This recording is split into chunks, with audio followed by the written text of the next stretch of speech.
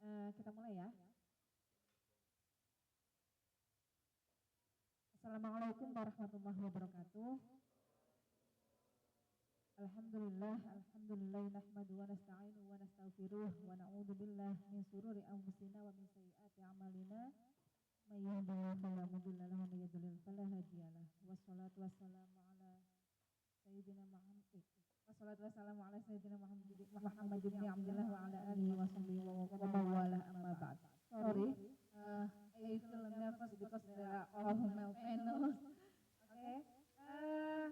Welcome to the parallel session in this forum in annual international conference on religion and moderation. This forum we have the theme about religious moderation and freedom of belief in the digital era. So we have four presenters. They will present the paper about religious moderation and freedom of belief in the digital era. And the first session, Dr. Muhammad Said from Darul Kamal NTB, this title about Dayah and religious authority in Aceh, from certification to religious moderation. So welcome to here, Mr. Muhammad Said. I will give you this session.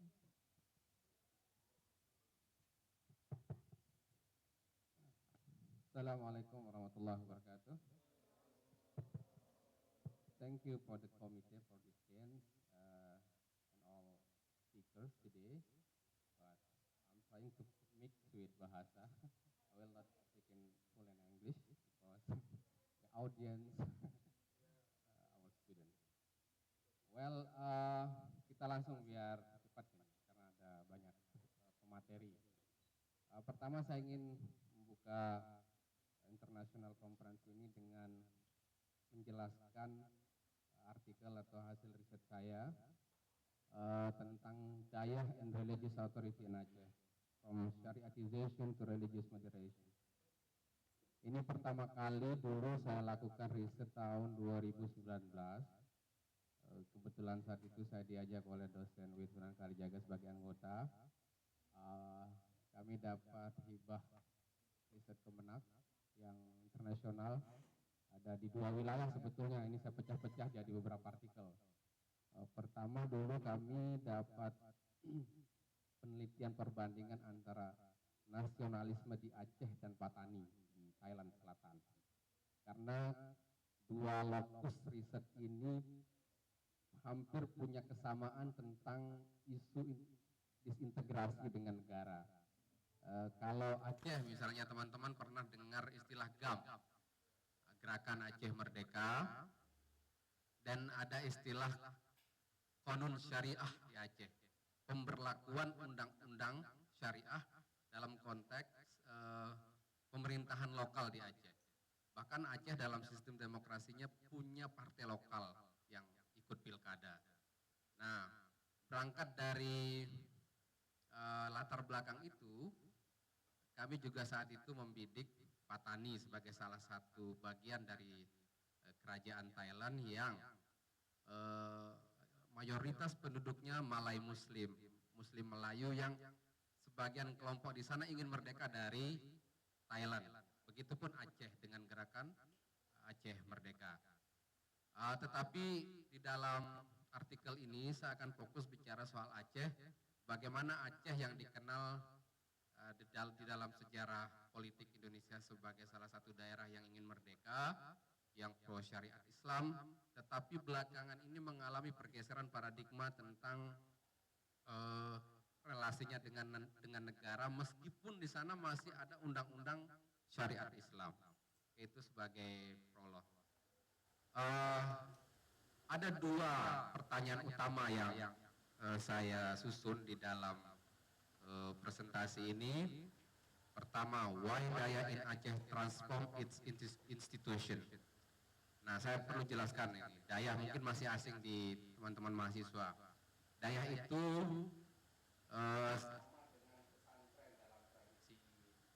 Islam di Lombok atau di Jawa. Karena di Aceh disebut Dayah, semacam pendidikan Islam tradisional yang melahirkan tokoh-tokoh agama. Nanti tokoh agamanya disebut tengku. Bahasa kita itu tuan guru. Dalam tradisi Jawa ada kiai. Kemudian dalam tradisi Jawa Barat ada enjengan, di Padang ada buya. Nah, posisi tengku itu adalah religious elite, elit agama yang punya otoritas dan guru di Lombok, baik dalam bidang agama, kemudian bahkan di dalam bidang politik. Nah, pertanyaan kedua saya susun, how the role of tengku authority in the construction of Syariatism in Aceh. Bagaimana religiositas atau otoritas tokoh agama di Aceh dalam isu-isu syariat Islam, yang kemudian nanti kita akan potret bagaimana pergeseran sudut pandang paradigma syariatisasi itu menjadi lebih moderat karena relasinya dengan nasionalisme, penerimaan Pancasila, dan kebijakan pusat terhadap otonomi daerah di Aceh. Baik. Ya, metode. Dalam riset ini tentu kami menggunakan metodologi, penelitian ini merupakan penelitian kualitatif dengan pendekatan case study. Ada 2 kasus yang dulu kami bandingkan antara Aceh dan Patani. Tapi saya fokus untuk menjelaskan Aceh di sini. Pendekatan studi kasus ini kami pilih untuk dapat mengeksplorasi lebih jauh bagaimana sih sebetulnya dinamika sosial dan politik serta kehidupan beragama masyarakat Aceh yang dikenal sebagai masyarakat yang punya julukan Serambi Mekah. Nah, nyaris sama sebetulnya konteks sosiologi Muslim di Aceh dengan Lombok yang sangat aswaja. Bahkan kalau di Lombok kita sudah mulai terbuka, kalau di Aceh sangat-sangat syafi'iyah. Nah, itu yang kami temukan di dalam pendekatan case study ini. Kemudian seperti biasa data dikoleksi dengan interview, wawancara, kami berkunjung ke Aceh, mengunjungi tokoh-tokoh agama, wawancara dengan orang-orang kampus di Aceh, yang kemudian memberikan kami gambaran awal. Lalu kami petakan isu-isunya dan bagaimana pergeseran Aceh yang dikenal keras sebagai against Indonesia, against nasionalisme yang melawan Indonesia atau Pancasila dengan gerakan Aceh Merdeka kemudian melunak menjadi bagian utuh dari NKRI. Ya, selanjutnya literatur review. Sebetulnya kajian tentang Aceh sudah sangat banyak, terutama bagaimana Aceh pasca tsunami. Itu banyak peneliti Barat atau Indonesianis yang mengkaji landscape perkembangan masyarakat Aceh secara politik, budaya, dan keislaman. Yang salah satu mungkin yang penting kajian yang cukup klasik yang dilakukan oleh written by Nazaruddin Syamsuddin, kemudian ada Morris, dan yang terbaru mungkin Arskar Salim, salah satu intelektual Indonesia yang cukup pakar di bidang.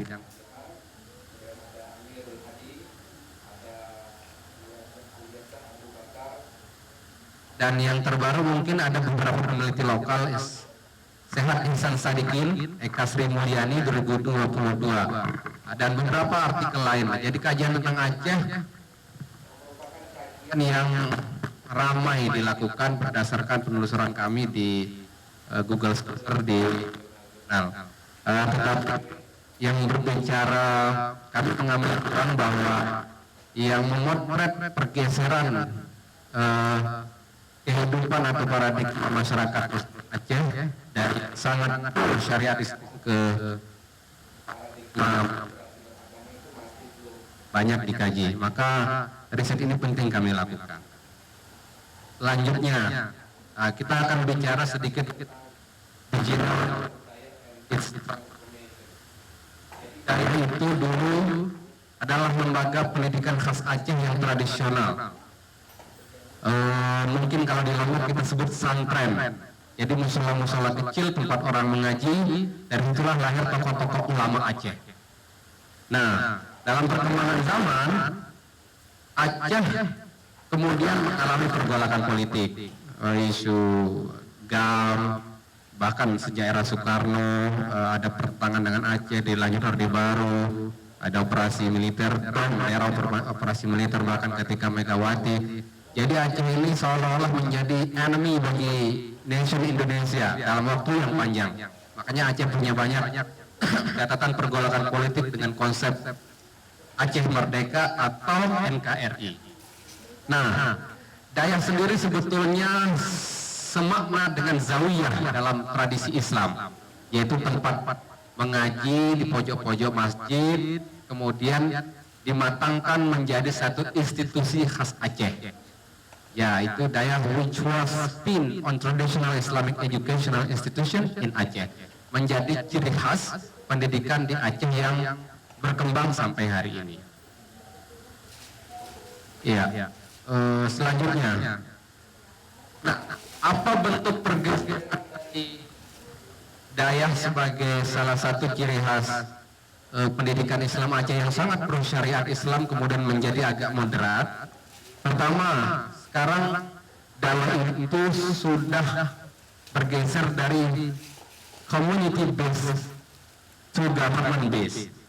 Artinya mereka tidak lagi mandiri, tetapi mereka sudah terintegrasi, diakomodasi oleh negara, terutama pemerintahan daerah Aceh. Jadi ada SK-nya, ada subsidinya, ada dolarnya. Ini menunjukkan bahwa Dayak dengan dulu yang sangat pro syariat Islam dan mandiri sekarang sudah diakomodasi dalam kepentingan politik lokal bahkan nasional.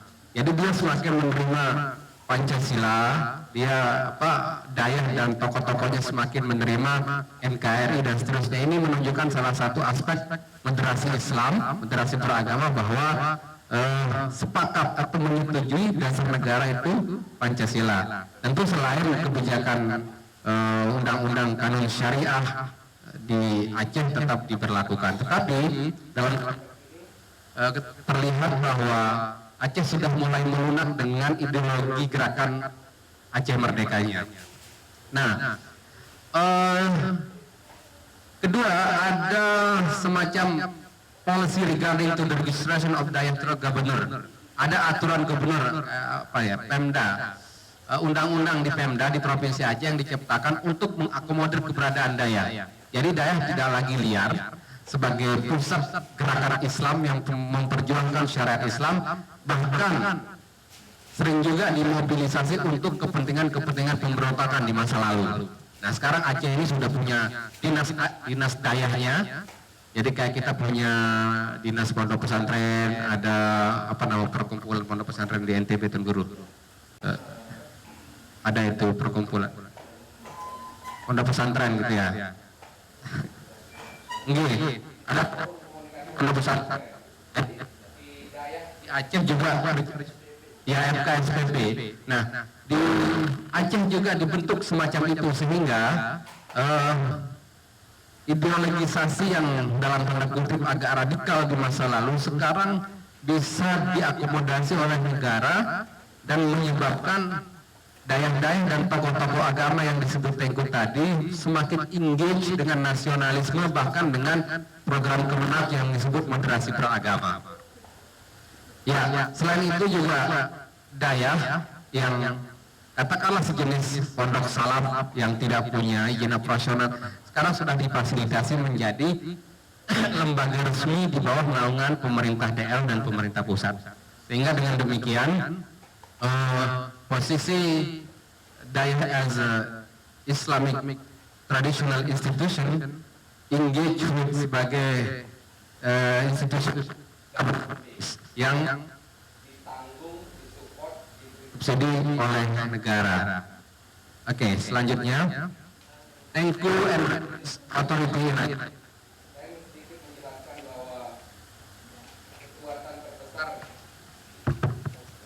Kekuatan religious authority di Aceh Ya sama, mungkin hampir sama dengan kita yang disebut dengan Tuan Guru. Ya, disebut Tuan Guru. Jadi Tuan Guru itu selalu punya massa, punya otoritas agama dan bisa memobilisasi massa. Nah di Aceh, Tengku itu menempati posisi sebagai kelas sosial tinggi yang punya privilege untuk melakukan perubahan sosial, melakukan manuver politik, bahkan di masa lalu melakukan propaganda untuk melawan kolonial Belanda, melawan Indonesia di masa pasca kemerdekaan, pasca era Soeharto. Muncul juga gerakan GAM, Gerakan Aceh Merdeka. Nah, ya saya pikir itu Tengku ya sederhananya Tengku itu Tuan Guru yang punya posisi strategis baik secara dalam kehidupan agama, politik, bahkan sosial. Nah ini tema penting di dalam riset kami, bagaimana posisi otoritas agama atau yang disebut dengan religious authority. Ada banyak penelitian, ada banyak konsep tentang hal ini. Misalnya yang dilakukan oleh Such conducted by Qasim Zaman 2002, ini adalah seorang pemikir muslim yang membicarakan bagaimana otoritas ulama terbentuk dari masa klasik hingga modern. Orang dianggap menjadi alim disebut ulama, al-hafiz, kalau dia banyak kitabnya, banyak karyanya. Jadi di dalam tradisi Islam, konstruksi keulamaan ditentukan oleh sejauh mana kepakarannya di dalam bidang tertentu di masa lalu. Jadi kalau Anda ingin lihat ulama atau yang punya religious authority, maka lihatlah karyanya. Itu yang terjadi di dalam konteks Islam di Indonesia. Bagaimana pengaruh Al-Ghazali sangat kuat, terutama di Asia Tenggara secara umum. Karena pengaruh Ihya Ulumuddin, karena pengaruh Al-Munqidh bin Ad-Dhalalnya yang mengkritik filsafat dulu. Nah ini kemudian berkesinambungan. Itu yang menyebabkan otoritas itu terbentuk. Nah yang kedua, teori otoritas agama disampaikan oleh Fajri Alatas. Oke, siap. Tinggal 2 slide, Mbak. Ada orang akan dikatakan punya otoritas religius kalau dia punya jamaah. Karena betapapun pintar seseorang hari ini, kalau dia tidak punya jamaah, dia tidak akan mendapat penghormatan yang besar. Contoh, mohon maaf, perbedaan intelektual atau akademisi dengan Tuan Guru. Nah, kalau beliau punya dua-duanya nih, jamaah dan punya mahasiswa. Kalau Anda menjadi dosen saja, meskipun Anda alumni Timur Tengah, lalu tidak punya pondok pesantren dan tidak punya majelis, Anda hanya akan dihormati di level kampus. Tapi kalau Tuan Guru akan dihormati di kalangan masyarakat besar, karena setiap hari bertemu dengan jamaah, memberikan pengajian, memberikan doa kepada yang meninggal, memberikan doa di orang tahlilan, sunat dan semuanya. Jadi otoritas agama itu akan terbentuk seiring dengan aktifnya Tuan Guru itu merawat jamaahnya. Semakin besar jamaahnya, semakin besar otoritas agamanya. Kedua, faktor organisasi. Kalau orang punya organisasi, cepat dia terkenal. Kalau Tuan Guru non-organization affiliate, tidak akan seterkenal Tuan Guru yang ada di organisasi. Terakhir, karena waktu saya cuma 2 menit. Ya ini yang poin yang ingin saya sampaikan, from syariatization to religious moderation. Nah jadi saya ingin potret bahwa di masa lalu Aceh itu punya imajinasi sosial tentang kita sebagai bangsa yang memiliki kejayaan atau cita-cita keislaman. Lalu setelah di era kolonial, mereka melawan kolonial, berperang, para tokoh agama, masyarakat Aceh berperang. Lalu setelah kemerdekaan kita, Aceh itu menyatu dengan NKRI. Nah tetapi Aceh merasa tidak ada pemerataan, injustice, tidak adil pemerintah yang di Jakarta terhadap Aceh. Maka Aceh melakukan pemberontakan dan ingin menjadi negara merdeka. Nah lalu terakhir, perpindahan paradigma Aceh dari yang sangat keras pro syariah ke agak moderat di era Yusuf Kala sebagai wakil presiden. Beliau adalah juru damai, negosiator yang baik, membawa Aceh kembali ke dalam pelukan nasionalisme Indonesia sepenuhnya. Maka hari ini Aceh diberikan otonomi daerah, tetapi di satu sisi nasionalisme orang-orang Aceh menganggap diri kami adalah bagian dari NKRI. I think that's all my presentation. Thank you so much. Assalamualaikum warahmatullahi wabarakatuh.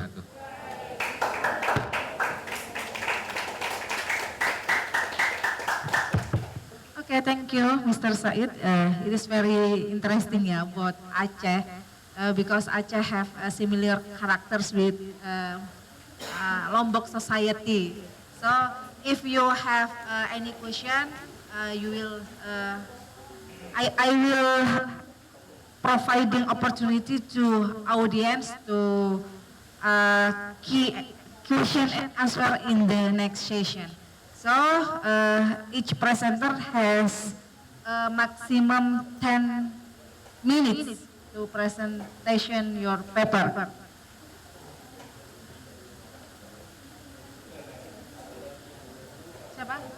Siapa? Oke. Pak Ulian Nasri? You or Mr. Fitrah? Pak Ulian, oke Pak Ulian. Oke, selanjutnya.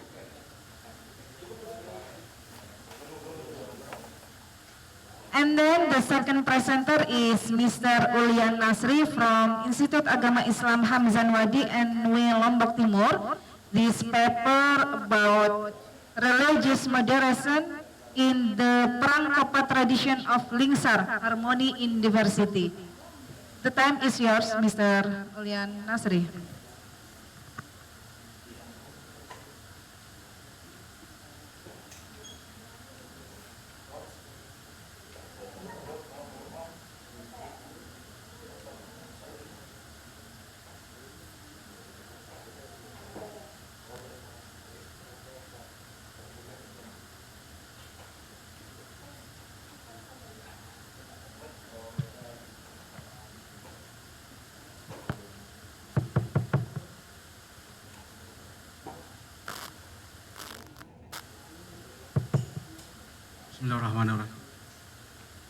Bismillahirrahmanirrahim. Assalamualaikum warahmatullahi wabarakatuh.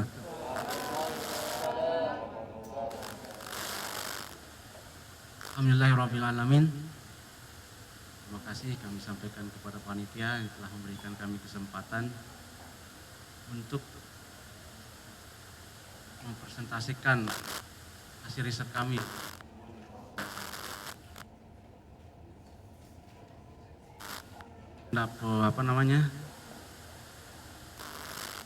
Saya akan mempresentasikan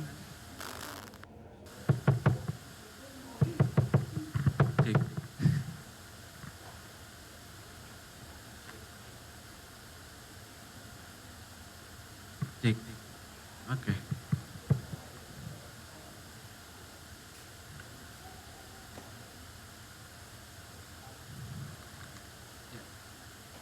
Saya mempresentasikan hasil riset dengan judul Religious Moderation in the Perang Topat Tradition of Lingsar, Harmony in Diversity. Ini semua pasti sudah tahu tradisi ini, tradisi perang topat yang dari Lingsar. Ada yang dari Lingsar di sini? Ada? Oh, nggak ada ya. Tahu tradisi perang topat? Sudah ya? Sudah tahu ya? Tahu sekali ya? Ya, ini memang sudah banyak yang meneliti tentang ini. Tapi saya melihat bahwa dalam tradisi ini ada tradisi yang sangat unik sekali, karena dua agama bersatu merayakan ritual. Nah, ini menariknya di tradisi ini. Jadi tradisi perang topat di Lingsar, Lombok merupakan peristiwa budaya yang unik yang mencerminkan kehidupan harmonis antar komunitas agama, khususnya Muslim dan Hindu.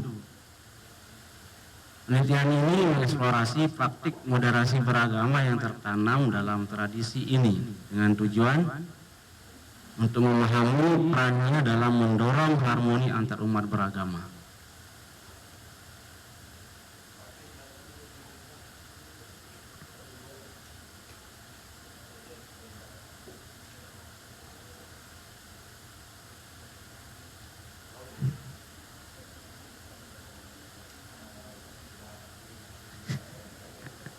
Oke. Jadi penelitian ini menggunakan pendekatan deskriptif kualitatif dengan data dikumpulkan melalui wawancara, observasi, dan dokumentasi. Kemudian data dianalisis menggunakan model interaktif Miles dan Haberman.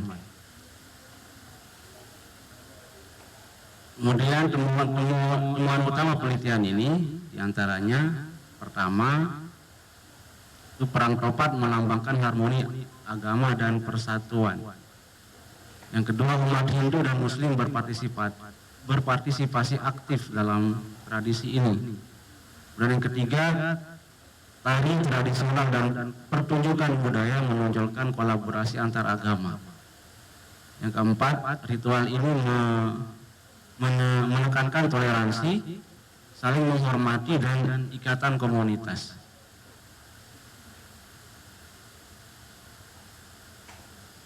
Kemudian konsep moderasi beragamanya, moderasi beragama dalam perang topat tercermin melalui interaksi damai antar umat Hindu dan Muslim. Ini mewakili jalan tengah dalam praktik agama dan hubungan sosial, di mana keberagaman budaya dan agama dihormati dan diterima demi kebaikan bersama. Kemudian makna sosialnya, tradisi perang topat memainkan peran penting dalam mempererat hubungan antar umat beragama di Lingsar. Ini adalah simbol persatuan dalam keberagaman dan demonstrasi moderasi beragama. Jadi acara ini menyampaikan pesan perdamaian dan pemahaman antar komunitas agama yang berbeda. Saling lempar ketupat di Pura Lingsar. Dua agama yang bersatu dalam ritual ini. Kemudian simpulan, singkat saja hanya ada 5 slide. Jadi perang topat adalah contoh hidup moderasi beragama yang memupuk harmoni dan persatuan. Tradisi ini yang dirayakan oleh umat Hindu dan Muslim menunjukkan bagaimana toleransi beragama dapat dicapai dan dipelihara melalui praktik budaya bersama. Inilah kesimpulan dari riset ini, nanti kita diskusi karena masih tinggal 2 pemateri kita yang akan menyampaikan hasil risetnya. Sekian, terima kasih. Assalamualaikum warahmatullahi wabarakatuh.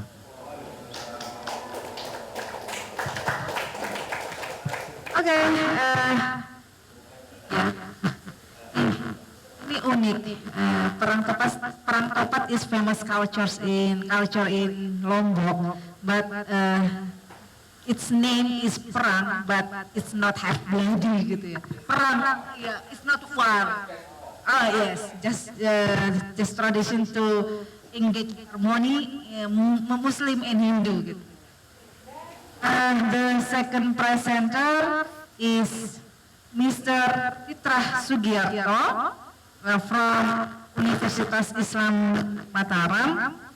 This paper about religious moderation education for Generation Z as agent of change in implementing religious moderation values in multicultural societies. Welcome to and Mr. Fitrah Sugiarto, is yours. Thank you very much, Mbak Atik. Bismillahirrahmanirrahim. Assalamualaikum warahmatullahi wabarakatuh. Bismillah, alhamdulillah, assalatu wassalamu ala rasulillah, la hawla wa la quwata illa billah. Allahumma salli ala sayyidina Muhammadin al-fatih lima ulik wal khatimi lima sabak.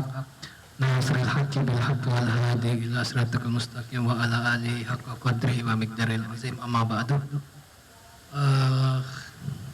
Pada kesempatan siang ini kami akan menyampaikan presentasi ya, terkait dengan pendidikan moderasi beragama tentang generasi Z sebagai agen perubahan di tengah masyarakat yang beragam ya, multikultural.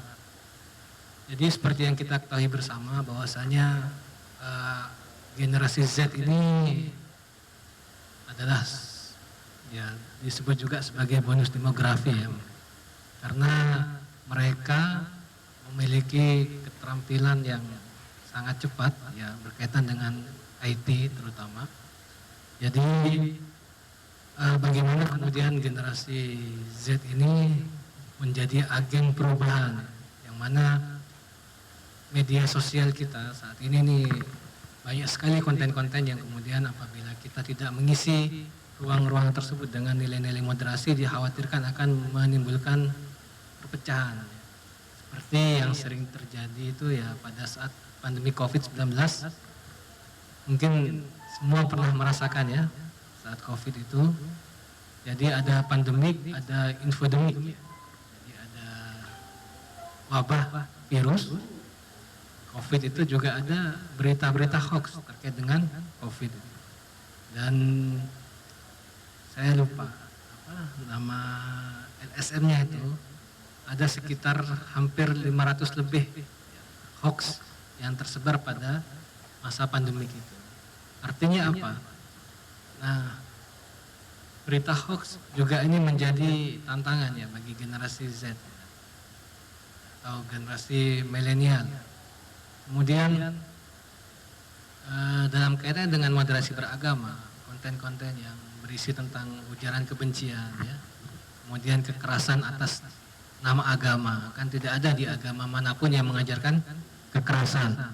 Akan tetapi terkadang ada pihak-pihak tertentu yang melakukan kekerasan atas nama agama. Nah, oleh sebab itu moderasi beragama dalam konsep dan relevansinya, wasatiyah dalam Islam yang dimaksud di sini adalah konsep moderasi dalam Islam dikenal dengan al-wasatiyah, menekankan pentingnya menjaga keseimbangan dalam praktik agama, menghindari sikap ekstrim atau fanatisme, dan mencari keadilan serta toleransi hubungan dengan orang yang lain. Kemudian prinsip universal yaitu moderasi beragama seperti toleransi, penghormatan terhadap perbedaan, penguatan identitas kebangsaan terdapat dalam setiap ajaran agama, sebab sejatinya ajaran agama selalu menghendaki perdamaian, keadilan, dan menjaga nilai-nilai kemanusiaan. Kemudian relevansinya di Indonesia, yaitu Indonesia sebagai negara yang banyak sukunya, banyak agama, kemudian harus menghadapi tantangan dalam memelihara kerukunan antar umat beragama. Pendidikan moderasi beragama memiliki peran strategis dalam membangun kesadaran masyarakat akan pentingnya toleransi, penghormatan terhadap perbedaan, dan penguatan identitas kebangsaan. Kemudian ini tantangan yang terjadi di era digital, yaitu tantangan akses informasi yang cepat. Jadi kalau kita tidak bisa melakukan cross check dengan baik, tidak bisa melakukan tabayun seperti yang Allah sampaikan dalam Al-Quran itu ya, klarifikasi, meng-cross check kebenaran informasi, ya, ini akan berpotensi menimbulkan perpecahan. Kemudian hoax dan ujaran kebencian ya. Jadi seperti yang sudah disampaikan di awal bahwasanya penyebaran hoax ini sangat masif kalau kita tidak bisa cegah dengan klarifikasi dan tabayun. Jadi dibaca dulu, diklarifikasi sebelum di-share. Kemudian peningkatan pelanggaran. Siaran pers kondisi kebebasan beragama atau KBB tahun 2022 menunjukkan peningkatan signifikan dalam kasus gangguan tempat ibadah, delik penodaan agama, dan penolakan ceramah. Jadi potongan-potongan ceramah, kemudian aktivitas keagamaan yang dipotong dan diunggah di media sosial ini juga berpotensi menimbulkan perpecahan jika berita tersebut tidak diklarifikasi dengan baik. Kemudian peran Gen Z sebagai agen perubahan. Jadi generasi ini dikenal dengan aksesibilitas mereka terhadap teknologi, kemampuan adaptasi yang tinggi, serta keterbukaan terhadap keberagamaan. Dengan karakteristik tersebut, generasi Z dapat menjadi pelopor dalam menyebarkan pesan-pesan moderasi. Maka tidak salah kiranya di kampus UIN ada sebagian dosen yang kemudian memberikan tugas tentang pesan-pesan moderasi beragama di YouTube ya, sebagai bagian dari proses itu gitu kan. Juga kami para dosen dalam peningkatan IKDP peningkatan kompetensi dasar dosen pemula itu juga wajib mengunggah video-video tentang moderasi beragama. Jadi bukan hanya mahasiswa, tapi dosen pun juga harus demikian. Nah, itu menjadi salah satu ikhtiar untuk kemudian mengisi ruang-ruang media sosial kita dengan pesan-pesan moderat, ya, yang moderat. Kemudian pemanfaatan teknologi digital oleh Gen Z dapat menjadi media yang efektif untuk menyebarkan moderasi dan mencegah narasi intoleransi. Penelitian ini bertujuan untuk mengkaji bagaimana pendidikan moderasi beragama dapat membekali Gen Z dengan kompetensi dan wawasan untuk menjadi agen perubahan di tengah masyarakat yang multikultural. Kemudian moderasi beragama, ya, kerangka konseptual, moderasi sebagai keseimbangan. Kemudian ada moderasi dalam Islam, ada moderasi sebagai inti ajaran, dan Islam moderat di Nusantara. Jadi sikap moderat ini ya tidak terlalu ekstrem ke kanan, ya, dan juga tidak terlalu ke kiri. Jadi memahami ajaran agama itu harus secara teks dan konteks. Tidak bisa kita memahami agama, membaca agama secara tekstual saja, sehingga nanti akan muncul pemahaman-pemahaman yang bersifat fundamental, ya, yang agak cenderung ekstrem dan radikal. Jadi kayak makna jihad ini kan sangat ditakutkan oleh sebagian masyarakat Bali. Karena trauma dengan bom Bali. Karena kalau jihad diartikan sebagai perang, nanti kan orang-orang lebih khawatir gitu kan dengan narasi tersebut. Gitu. Padahal jihad, kata Nabi, yang paling besar adalah melawan hawa nafsu, ya, sekarang. Karena untuk di Indonesia terjadi peperangan itu mungkin sudah minim, ya. Kecuali nanti ada situasi tertentu. Nah, jadi memahami ajaran agama tuh tidak bisa sendiri secara tekstual, gitu, tapi juga harus kontekstual. Dan juga berbahaya kalau memahami ajaran agama secara kontekstual, nanti bisa cenderung ke liberal. Liberal artinya kalau kemudian ada perintah, ada ayat yang berbunyi tegakkanlah sholat untuk mengingat aku, berarti kalau kita diskusi ini yang penting kita zikir, ingat Allah, tidak usah sholat, tidak apa-apa. Ini kan juga liberal nanti. Makanya kalau ada teman kita yang terlalu condong ke kanan, itu tarik ke tengah. Terlalu condong ke kiri juga tarik ke tengah. Biar apa? Biar moderat. Biar dia menjadi umatan wasaton, menjadi, ya, umat yang di tengah-tengah, tidak terlalu ke kanan dan tidak terlalu ke kiri. Salah satu ciri umatan wasaton adalah menghargai perbedaan. Jadi sudah tidak ada lagi perdebatan tentang kunut dan tidak kunut, ya, karena kedua-duanya itu sudah benar. Yang salah itu yang nggak sholat subuh, ya. Nah, jadi kira-kira seperti itu. Kemudian ini tantangan di era digitalisasi, dampak positif teknologi, ya, sangat cepat, sangat canggih, bisa membantu kita dalam menyelesaikan banyak tugas, memberikan banyak inspirasi dari segala arah, dan memungkinkan penyebaran informasi dan konten dalam hitungan detik. Kemudian dampak negatifnya, jika media sosial digunakan oleh individu yang tidak bertanggung jawab, hal ini dapat menimbulkan dampak yang negatif, baik bagi dirinya sendiri maupun untuk orang lain. Nah, di era digital ini juga dapat memberikan peluang dan ruang yang luas untuk menyebarkan nilai-nilai moderasi. Tapi sekaligus menjadi tantangan dengan munculnya informasi yang bias, hoax, dan ujaran kebencian yang sering memperuncing konflik. Kemudian peran Gen Z itu sebagai agen perubahan, ya, berperan penting dalam memanfaatkan media sosial untuk kampanye positif, memfilter segala macam informasi, mengedukasi masyarakat tentang pentingnya harmoni sosial. Pentingnya literasi digital dalam pendidikan moderasi beragama menjadi sorotan utama untuk memastikan generasi Z tidak hanya menjadi konsumen informasi tetapi juga produsen konten yang mendukung kerukunan umat beragama. Jadi mungkin itu saja yang bisa kami sampaikan, kurang dan lebihnya mohon maaf. Terima kasih. Assalamualaikum warahmatullahi wabarakatuh.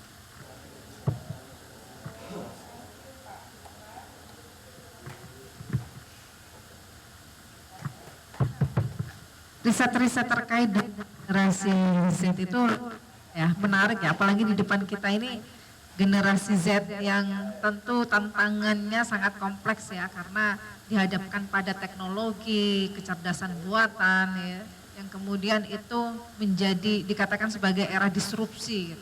Nah, ini juga menarik ini paper selanjutnya yang akan disampaikan oleh Tuan Guru Hamdani Khairul Fikri ini terkait dengan moderasi beragama sebagai mekanisme stabilitas sosial dalam konteks multikultural, studi terhadap masyarakat Sasak Lombok.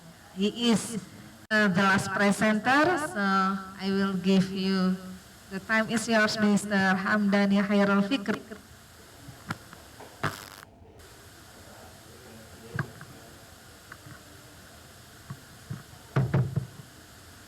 Assalamualaikum warahmatullahi wabarakatuh.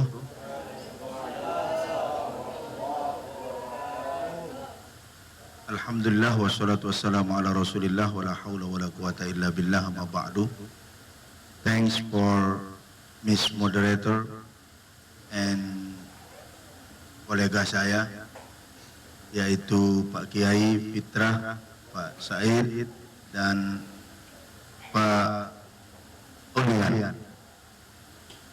Baik, saya menjadi pembicara terakhir di acara presentation hari ini tentang moderasi beragama sebagai mekanisme stabilitas sosial dalam konteks multikultural, studi terhadap masyarakat Sasak Lombok. Adik-adik yang saya hormati dan banggakan, berbicara tentang moderasi beragama sebagai mekanisme stabilitas sosial. Penelitian ini sudah dilakukan hampir 1 tahun sebenarnya, terutama kaitannya dengan Kecimol dan Gendang Belik. Ya, bagaimana penolakan masyarakat, perkelahian antara kadus RT dengan anak bajang, anak muda atau yang disebut dengan generasi Z, zilenial, yang pengen nyongkolan berdensing-densing dengan yang tidak mau. Kecimol. Kemudian yang kedua, fokus saya juga tentang pemakaian kebaya, Bu Moderator. Kebaya adat yang mohon maaf kadang-kadang terbuka, pakai jilbab. Kalau saya bahasakan dan Pak Said ini, kalau di Jogja itu di atas kerudung, di bawah warung. Ya. Di atasnya pakai kerudung, tapi di bawahnya warung gitu. Semua kelihatan. Lengkuk-lengkuk tubuh, ukuran itu kamu sendiri tak paham lah ya. Itu terlihat. La ilaha illallah. Nah, ini yang menjadi kadang-kadang apakah konsep moderasi yang kebablasan itu, kesetaraan dan lain sebagainya, ini akan kita bahas sekarang. Kemudian moderasi dalam keberagaman apa sih? Moderasi beragama menjadi elemen penting dalam menjaga harmoni sosial di tengah pluralitas masyarakat Indonesia. Seperti pembicara sebelumnya tadi, masalah perang topat antara Islam dan Hindu. Pak Said berbicara tentang Aceh.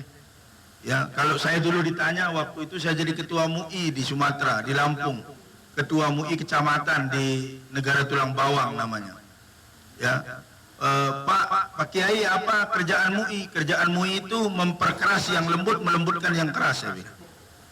Jadi kalau terlalu ekstrim kita bikin es krim, ya. Nah, kalau ekstrim kanan kita bikin agak sedikit ke kiri supaya di tengah.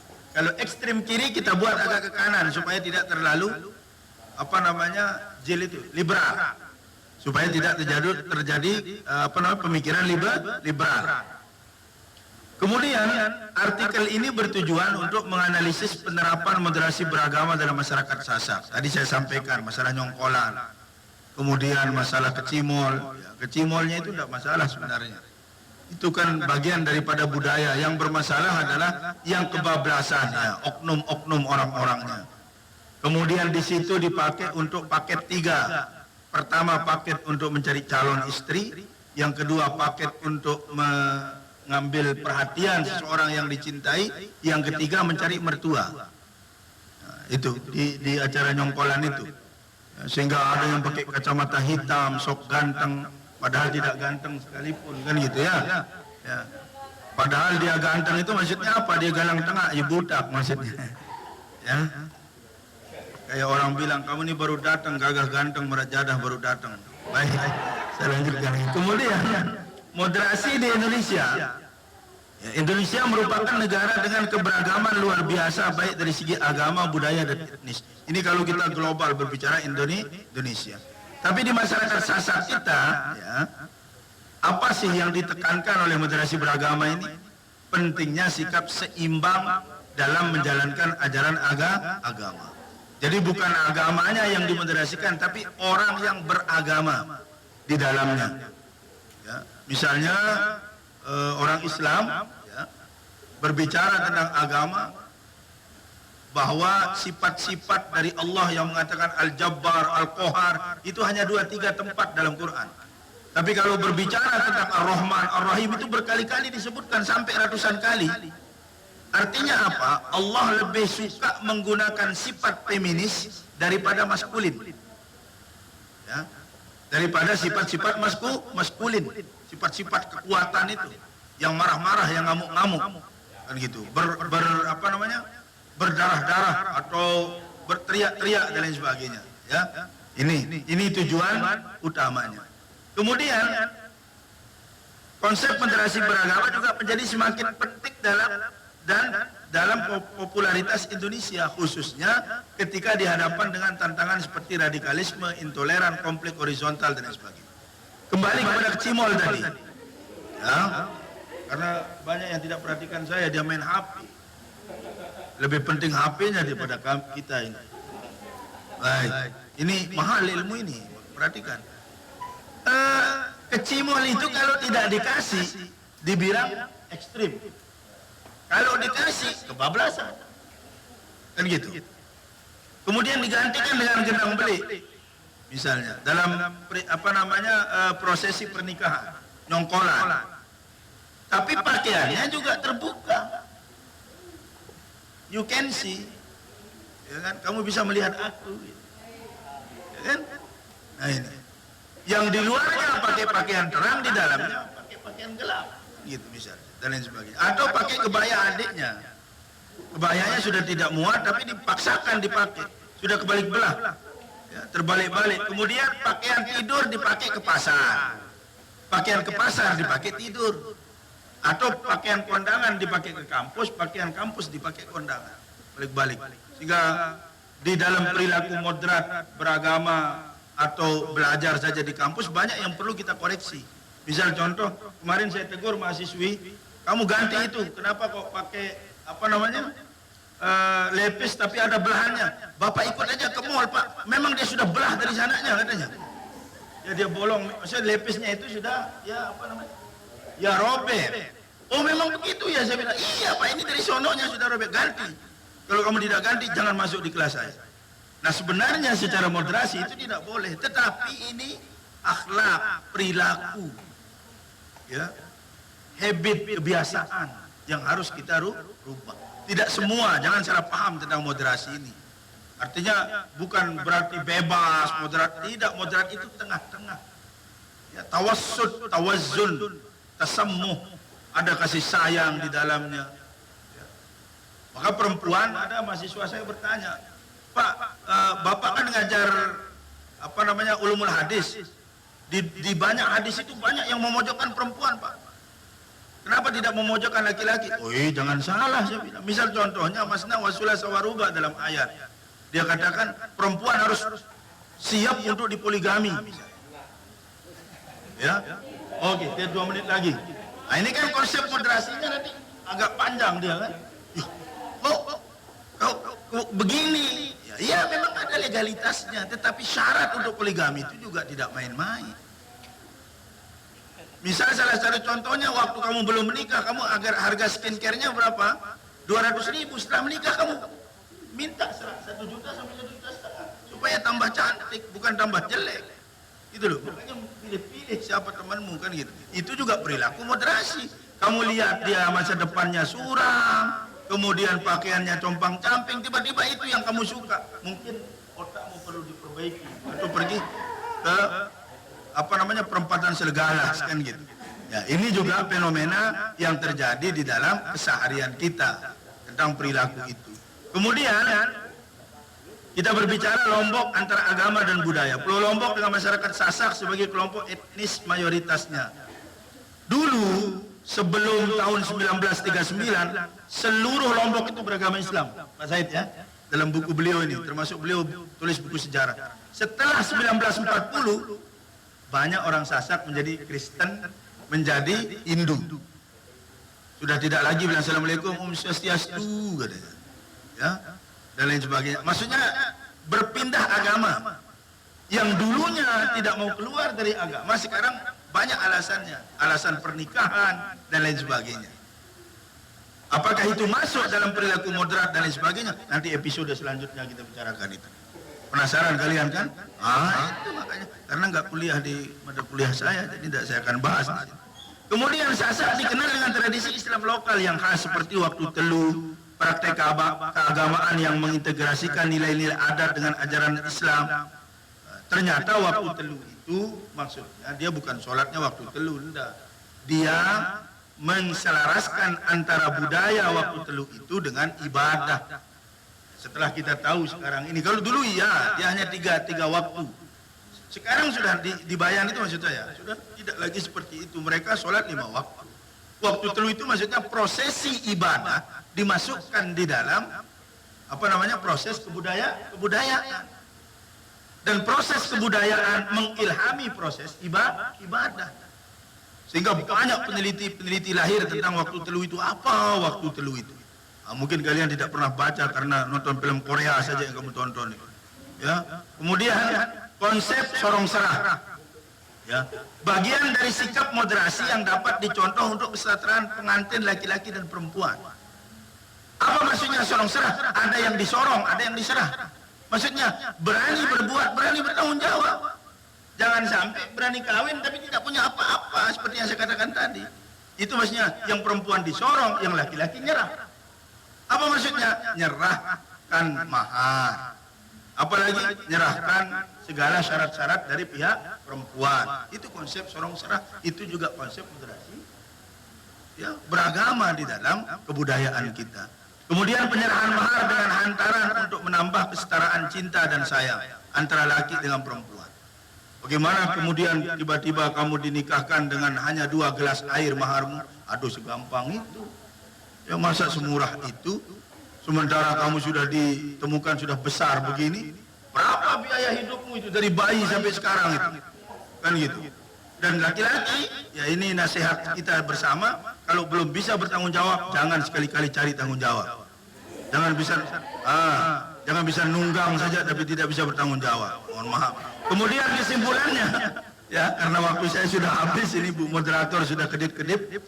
Moderasi masyarakat Sasak sebagai bukti bahwa budaya tidak melanggar agama, akan tetapi berjalan secara beriringan untuk mengangkat kehidupan sosial keagamaan.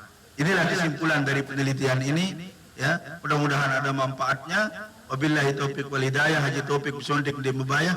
Assalamualaikum warahmatullahi wabarakatuh.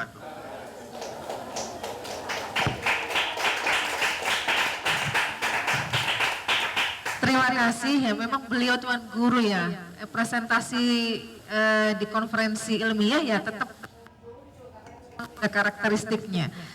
Oke, sesi selanjutnya adalah Q&A. Silakan audiens or bahasa Indonesia, it's okay. Any question? Okay. Silakan standing. Pakai mic ya. Bismillahirrahmanirrahim. Assalamualaikum warahmatullahi wabarakatuh.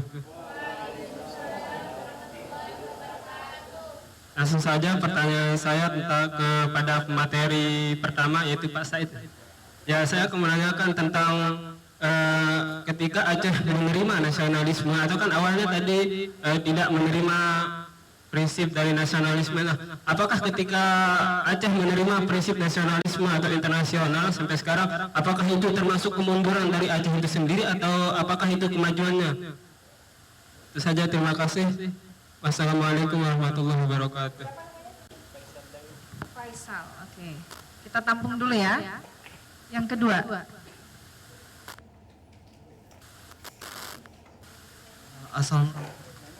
Assalamualaikum warahmatullahi wabarakatuh. Perkenalkan, nama saya Muhammad Azmi Royhan. Saya dari kelas A, Hukum Ekonomi Syariah, masih semester 1. Saya ingin bertanya tentang perang topat. Untuk disclaimer dulu, saya dari Sumbawa, jadi saya masih kurang tahu tentang perang topat ini. Saya ingin bertanya tentang perang topat, mengapa di perang topat hanya dilakukan oleh dua agama tersebut, Islam dengan Hindu? Apakah ada cerita mula yang hanya menyebabkan dua agama itu saja yang melakukan tradisi perang topat? Mungkin sekian dari pertanyaan saya. Assalamualaikum warahmatullahi wabarakatuh. Ladies, maybe. Ladies. Oke. Empat penanya ya, cukup ya. Oke.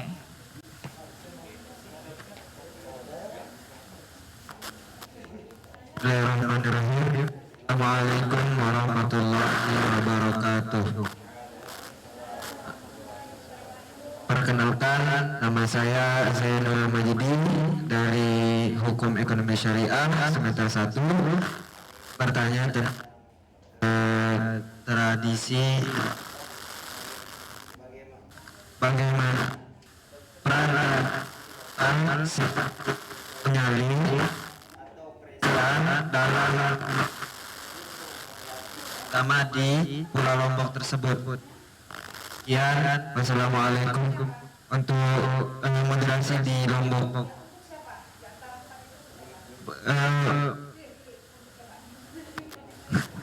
Yang terakhir tadi. Ya.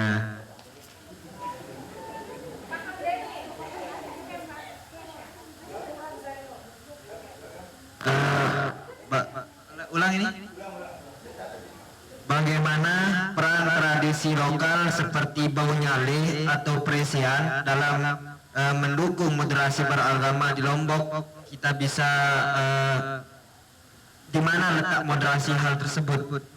Sekian dari saya. Apakah ada nilai moderasinya gitu menurut Tuan Guru Fikri?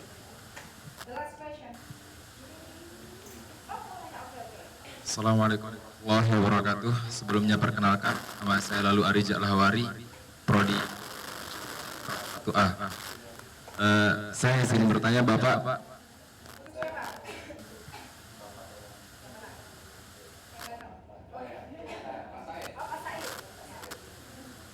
saya pernah scroll internet Bapak, yang dimana aplikasi TikTok, di sana sempat viral ada seorang gubernurnya untuk mendirikan pesantren, namanya di Bali Pak, namanya Giri Praja kalau tidak salah, Giri Praja. Nah terus bagaimana masyarakat Bali ini risih akan bagaimana kebijakan gubernur ini untuk mendirikan sebuah pondok pesantren. Istilahnya kan di Bali ini mayoritas orang Hindu. Nah, terus bagaimana di sana tidak ada toleransi lah, koar-koar di internet. Istilahnya kalau Islam ini saya rela pergi dari Bali, dia bilang Pak. Bagaimana minimnya moderasi di sana Pak? Itu bagaimana menurut Bapak? Sekian, wassalamualaikum warahmatullahi wabarakatuh. Oke, ditangkap ya Pak Said ya. Terakhir ini. Assalamualaikum warahmatullahi wabarakatuh. Perkenalkan, nama saya Maulinda Aprilia Ulfa Amsta dari kelas 1 HES. Pertanyaan saya untuk Bapak terakhir yang pakai baju kuning. Ya. Pertanyaan saya kan tadi bahas kecimol. Kan di Lombok itu adat budayanya itu pakai gendang beli. Kan kecimol itu udah kita tahu dah dia merusak dah kita bilang, gak banget dah kita bilang.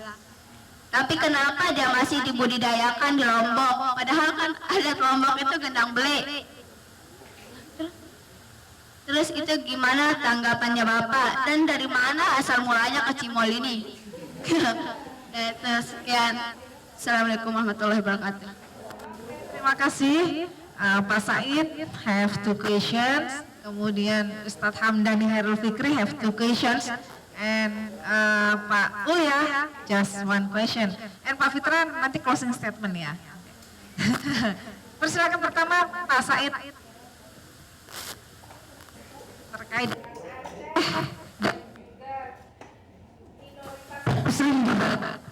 Baik.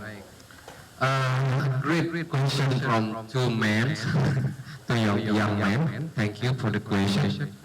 I'm trying to answer. Pertama soal siapa nama tadi yang di depan? Saya lupa. Faisal. Ketika Aceh menerima nasionalisme yang awalnya sangat kokoh dengan syariat Islam, ideologinya Islamis, apakah Aceh itu mengalami kemunduran? Ini pertanyaan yang bagus menurut saya. Pertama begini, imajinasi masyarakat Muslim tentang Islam sangat mengakar lama. Sebelum tahun 1945, kita memang terdiri dari kesultanan dan kerajaan Islam di Nusantara ini sebelum adanya Indonesia sebagai negara, sebagai nation state. Nah, maka hampir seluruh masyarakat yang kemudian menjadi bagian dari NKRI masih punya imajinasi tentang Islam. Contoh di Lombok kita tentang kerajaan Selaparang Islam yang ada di Suela tetangga sana. Nah, kalau Anda bertanya ke budayawan Sasak hari ini, pasti mereka akan menyebutkan istilah yang sangat dekat dengan Islam. Sasak Selam, menjadi Sasak, menjadi Muslim. Nah, Aceh mengalami hal serupa, bahwa mereka selalu merasa terhubung dengan ideologi keislaman mereka di masa lalu. Bahkan mereka punya dokumen surat menyurat dengan Turki Utsmani. Nah, ini menurut saya begini, imajinasi masyarakat Aceh pra kemerdekaan dengan pasca kemerdekaan itu berubah. Tidak bisa dikatakan mundur karena di era Kesultanan Aceh Islam, masyarakat itu belum punya konstitusi negara.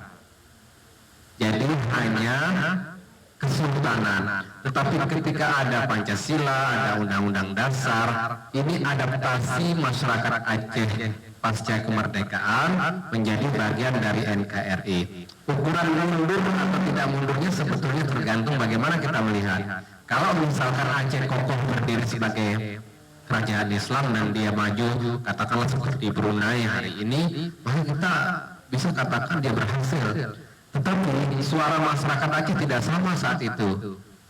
Antara yang ingin independence sebagai kerajaan sendiri dengan yang pro ke NKRI. Maka datanglah Soekarno dalam sejarahnya ke Aceh, meyakinkan tokoh-tokoh di Aceh untuk bersama-sama menjadi bagian dari Negara Kesatuan Republik Indonesia. Jadi kesimpulannya begini menurut saya, nggak bisa dikatakan mereka mundur karena pilihan menjadi bagian dari NKRI juga satu ijtihad politik yang masalahnya besar bagi Aceh hingga hari ini. Itu jawaban saya.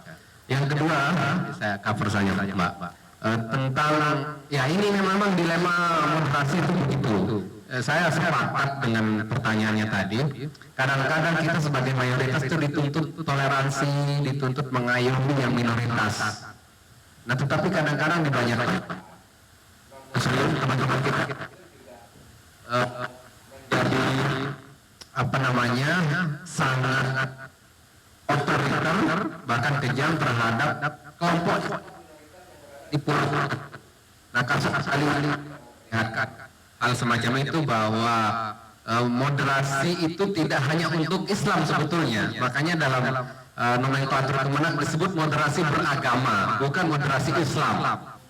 Semua agama seharusnya melakukan semacam penarikan diri ke titik tengah. Yang tengah-tengah biasanya enak Tuan Guru. Khairul umuri awsatuha itu. Jadi umat Hindu juga kalau kasus seperti yang tadi mereka sedang tidak moderat. Seperti mereka Hindus radikal Hindu bisa kita katakan demikian. Jadi dalam kasus itu saya memberikan kritik bahwa moderasi itu jangan hanya ditujukan ke umat Islam. Hindu, Kristen juga banyak yang tidak toleran. Jadi mereka juga harus dimoderasi pemahaman keagamanya. Bagaimana agar mereka menerima keberadaan umat agama lain dan tidak hanya menerima tetapi menghargai.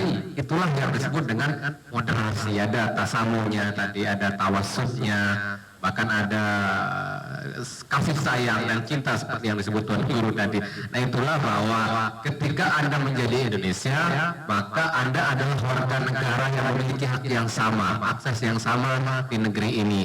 Untuk ukuran perbedaan suku, budaya, itu kan sudah kita akui sebagai khazanah kekayaan kita, yaitu Bhinneka Tunggal Ika. Mungkin itu dua yang bisa saya jawab. Sekian, terima kasih.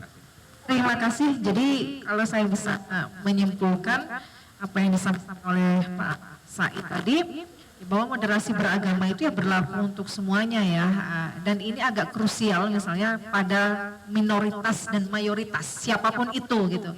Biasanya kalau minoritas ya apapun agamanya ya seringkali mengalami diskriminasi gitu ya. Nah itulah kemudian pentingnya moderasi beragama itu hadir karena Indonesia ini sangat beragam gitu untuk menciptakan. Untuk selanjutnya ya silakan Kri menjawab dengan singkat Pak, nggak usah bercerita. Nanti bisa sejam kalau beliau ceramah ini. Presean dan bau nyale. Presean itu kan perlombaan ya. Artinya pertarungan yang dilombakan. Kalau kita berbicara pertarungan yang dilombakan, maka kita berbicara tentang siapa yang menang dan siapa yang kalah.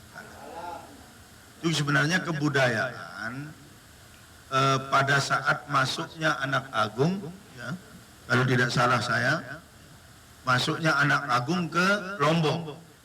Awalnya Presean itu anak agung kerajaan Bali ya, kemudian dilestarikan oleh budaya Lombok itu sendiri.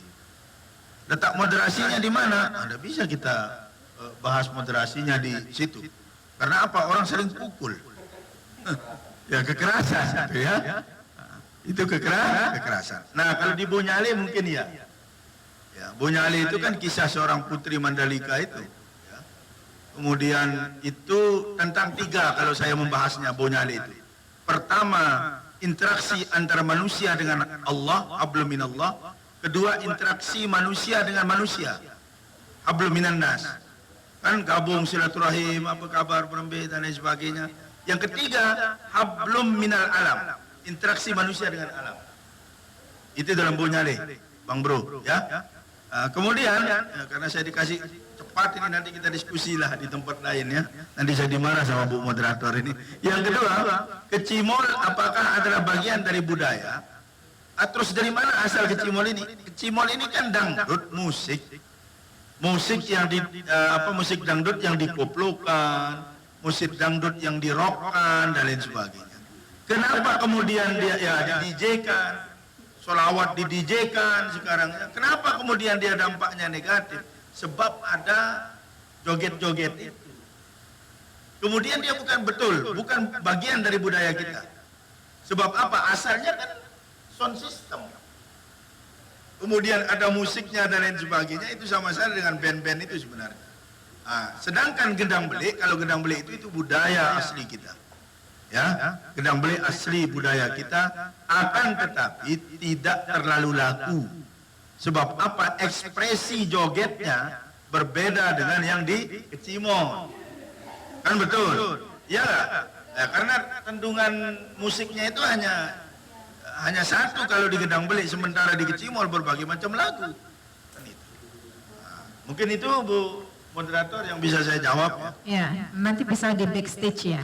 Jadi ada 4 indikator moderasi beragama. Ya, salah satunya adalah penerimaan terhadap tradisi lokal. Ya, yang pertama komitmen kebangsaan, kemudian anti kekerasan, toleransi, dan yang keempat adalah ya, penerimaan terhadap tradisi lokal. Nah, Lombok ini memiliki banyak ragam tradisi yang kadang-kadang kalau orang itu tidak memiliki tradisi itu kadang-kadang menyalahkan kan. Wah ini bid'ah, ini salah. Nah, termasuk tradisi-tradisi yang disebutkan tadi. Andaikan secara fisik misalnya itu seperti perang, ya, seperti pukul-pukulan, apakah kemudian esensi dari tradisi itu benar-benar pukulan? Biasanya setiap tradisi itu memiliki makna filosofis ya, yang harus digali secara mendalam terhadap para pelaku tradisi itu. Itu sih kesimpulan saya. Yang terakhir ini soal perang Topat. Tadi kayaknya minta diceritakan ya. Mungkin singkat saja Ustadz ya soal pertanyaan tadi. Oke, baik, langsung saja ya.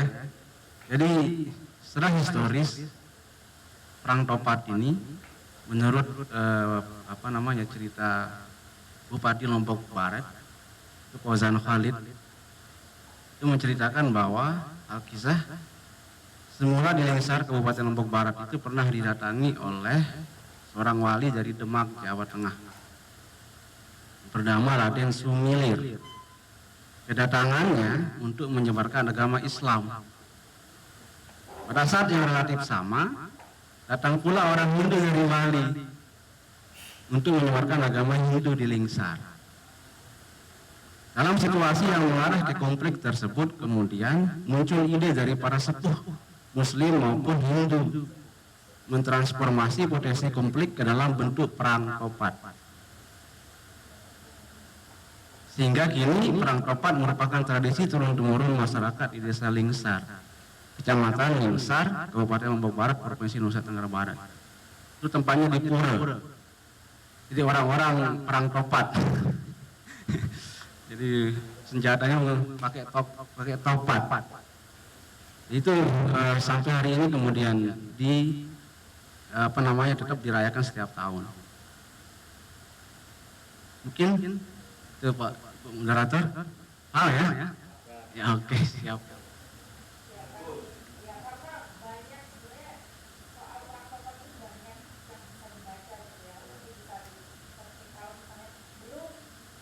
Jelas nanti bisa bertanya lagi.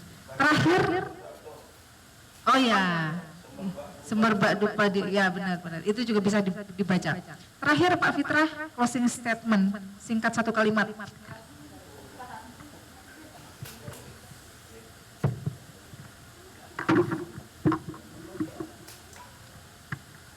Singkat, baik. Jadi kembali ke yang saya sampaikan tadi di awal, bahwasanya bersikap moderat itu ya di tengah-tengah ya. Jadi memahami ajaran agama, tidak hanya Islam. Sepakat dengan yang disampaikan Pak Said tadi, bahwasanya moderat itu tidak hanya wasatiyah ini, tidak hanya untuk Islam, tapi untuk semuanya. Kalau mau jadi agama, kalau mau jadi Hindu jangan seperti Hindu di India, tapi Hindu di Bali. Nah, karena memang di Indonesia sudah tidak diragukan lagi, keragaman suku dan budayanya itu banyak sekali, tetapi kita tetap bisa rukun. Sedangkan di negara-negara seperti Timur Tengah itu kan hanya beberapa kelompok tapi berkonflik ya. Oleh sebab itu dalam memahami ajaran agama, wabil khusus ini karena mayoritas Islam ya di ruangan ini, jadi memahami agama itu harus dengan dua pendekatan, secara teks dan konteks. Tidak bisa kita memahami agama Islam secara tekstual, ya, membaca teksnya saja, sehingga nanti berpikirnya terlalu ekstrim ke kanan, gitu, sehingga cenderung fundamental dan radikal, gitu, ya, mengkafirkan yang tidak sepaham. Dan juga kita tidak boleh memahami ajaran agama secara konteks saja, ya, yang kemudian cenderung ekstrim kiri, liberal. Ya. Maka dari itu kalau ada teman kita, ya, tetangga kita, saudara kita yang berpikirnya sudah cenderung ke kanan, tarik dia ke tengah. Kalau dia cenderung ke kiri, tarik juga ke tengah, agar berpikirnya itu ya wasatiyah, moderat. Karena prinsip universal moderasi beragama ya, seperti toleransi, penghormatan terhadap perbedaan, penguatan identitas kebangsaan, kemudian menghendaki perdamaian, keadilan, dan menjaga nilai-nilai kemanusiaan. Jadi tidak ada kekerasan atas nama agama, karena agama itu tidak mengajarkan kekerasan, agama manapun. Tetapi terkadang ada orang yang melakukan kekerasan atas nama agama. Jadi mungkin ini saja closing statement karena diminta singkat sama Mbak Ati, Pak Moderator. Mohon maaf dan terima kasih. Assalamualaikum warahmatullahi wabarakatuh. Oke, terima kasih kepada semua presenter dan untuk audiens yang luar biasa. Untuk selanjutnya adalah sesi penutupan. Nanti teman-teman bisa melanjutkan diskusi, karena isu moderasi beragama itu isu yang nggak akan tuntas ya, karena terkait dengan setiap diri kita dan orang lain. Demikian saya sebagai moderator pada panel session di forum ini. Sampai jumpa pada International Conference tahun depan. Dan saya akhiri, wallahu muwaffiq ila aqwamit thoriq. Assalamualaikum warahmatullahi wabarakatuh.